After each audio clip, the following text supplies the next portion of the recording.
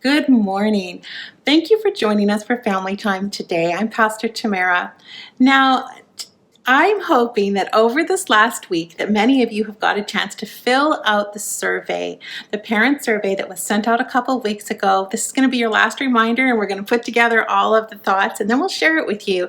What were the results of our survey? What did people think? What were they wanting for the family ministry, for kids ministry, youth ministry going forward with our church?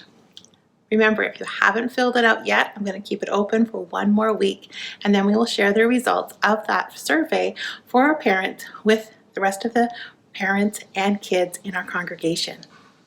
Today, I want to talk with you about respect versus disrespect. Now, when I say the words please and thank you, it immediately makes us think about manners. It makes us think about when we drop our kids off at grandma and grandpa's and we say, remember to say please and thank you. Or if they get a gift, we're kind of like giving them the eye to say thank you for your gift. Those types of things. We're trying to teach them respect in those simple ways of manners. The way that our kids talk matters to us as parents. And it matters to us not just because we want our kids to be well liked, but it matters to us that we're raising human beings that are grateful to other people. Now, I know that at one time or not in all kids' lives, it seems they kind of go off the rails, and they speak to us with disrespect. But don't worry, there is hope. Even the best kids go through seasons where they push the boundaries with their attitude and the words that they use, and they show this defiance. And these words and attitudes are just an outward expression, honestly, of what's going on inside. And sometimes for kids, those emotions inside can get kind of messy.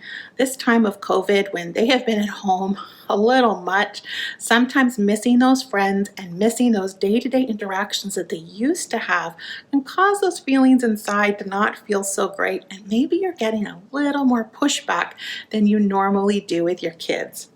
Know that as your kids get older, they are going to push back, and that is a totally normal progression for them. They are learning to be independent. They're learning how to be separate from you. And while that is an ouch for many of us whose kids are just about leaving the nest, we know that it's important that they are able to lead independent, God-honoring lives.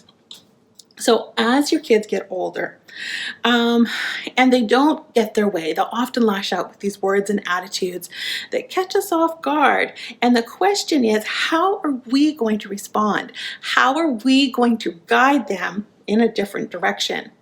How we respond is critical.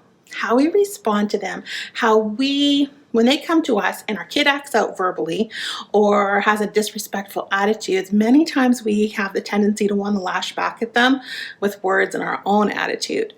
But all that teaches them is that that's the way you handle confrontation. When we can come before their messy emotions and we can be that calm in the storm, we teach them how to handle those messy emotions.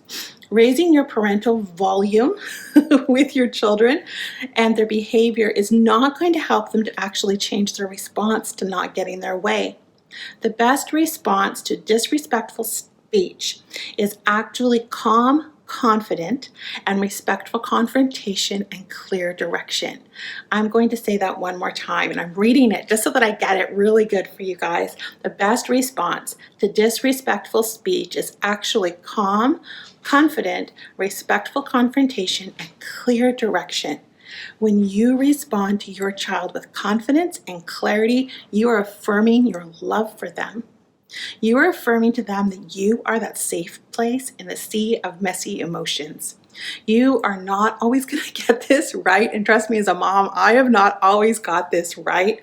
But as you learn to respond with emotional health to emotional unhealth, you start to become more confident in your ability to not just live in the moment, but that you can be a confident parent in helping your child to deal with treating others with disrespect. think back to how you're responding to people in your life. How are you responding? How are you with your child? How are you communicating with your spouse? How are you speaking about other people? Now, we learn these bad habits somewhere in our life, and that's something that we're dealing with between us and God. But think about how that's affecting how you are speaking to your kids. Limiting the bad influences. I know that right now they're not at school with kids that we might think aren't that great of influence on them, but the hours that they're spending online can sometimes be even more of a detriment to the character that they are building or that you are attempting to build in their hearts for their future. Trying to find things for them that are good influences will build that up where they will feel confident and able to, interact with the world around them in a way that is a good influence. Does that make sense? So challenge the bad and reward the good. Challenge the bad behavior. When they come to you with an awful attitude, respond with kindness and confidence, and reward when they are, catch them doing that good. Catch them when they have that positive speech, when they're in a place where they're treating each other with respect. The way that kids talk to us is often a reflection of what's going on in their hearts. Know that you can see into your child's heart by what's going on and what's coming out of their mouth. The way that you accept what's coming out of their mouth shows them how much you care about their heart. Spend some time this week getting to know your child's heart, listening to the way that you're responding to them, and asking God to help you to fine-tune that to be a way that honors Him and honors your family. God bless you.